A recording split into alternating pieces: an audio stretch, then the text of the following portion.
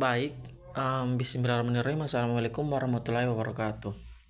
Sebelum itu, perkenalkan, nama saya Imam Habibi dari jurusan Perbankan Syariah dengan NIM 90500121055. Nah, pada mata kuliah Manajemen Zakat dan Wakaf. Nah, pada kesempatan kali ini saya akan membahas atau saya akan menjelaskan tentang kontribusi zakat dan pengentasan kemiskinan. Jadi, selamat menyaksikan. Baik, jadi yang pertama itu kontribusi zakat dalam perekonomian. Nah, di sini pemerintah Indonesia telah mengembangkan program zakat untuk meningkatkan kesejahteraan masyarakat. Berbagai program zakat yang telah dijalankan oleh pemerintah Indonesia antara lain program pengembangan koperasi produktif. Terus setelah itu ada namanya program pembiayaan usaha mikro dan ada pun juga program bantuan usaha modal. Nah, dalam implementasinya program-program ini telah berhasil meningkatkan kesejahteraan masyarakat penerima zakat serta memberikan kontribusi positif terhadap perekonomian Indonesia. Selain itu, zakat juga dapat memberi manfaat bagi ekonomi masyarakat dan negara. Nah, disinilah zakat memang betul-betul sangat berperan terhadap perkembangan ekonomi Indonesia karena dengan adanya zakat beberapa orang-orang dapat terbantu dengan dana-dana yang diberikan oleh lembaga-lembaga zakat. Baik, yang selanjutnya adalah kontribusi zakat terhadap pemberdayaan ekonomi. Zakat merupakan salah satu instrumen penting dalam ekonomi Islam yang memiliki peran tidak hanya dalam ibadah tetapi juga sebagai mekanisme distribusi kekayaan dan pemberdayaan masyarakat Indonesia.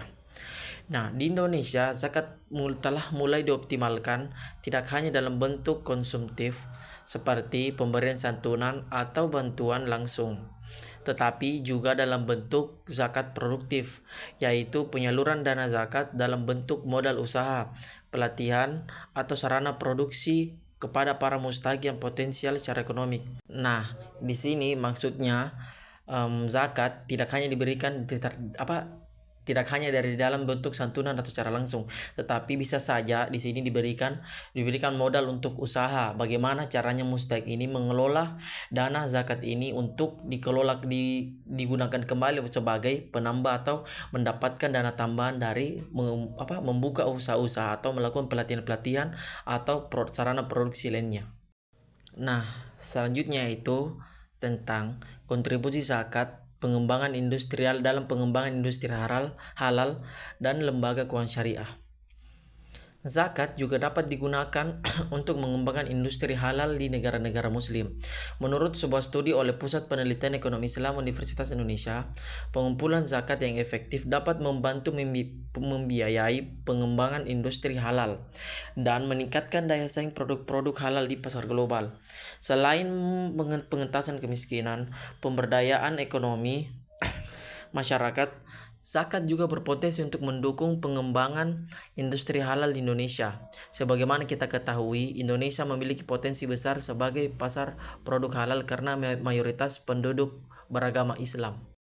Nah, selanjutnya itu tentang peran zakat dalam pengentasan kemiskinan. Nah, di sini zakat memiliki peran yang sangat penting dalam mengentaskan kemiskinan. Berdasarkan data dari Badan Pusat Statistik atau BPS, jumlah penduduk miskin Indonesia pada September 2021 mencapai 28,01 juta jiwa atau sekitar 11,71%. Dari total penduduk Indonesia, pemerintah telah melakukan berbagai upaya mengentaskan kemiskinan, yaitu salah satunya melalui program-program bantuan sosial.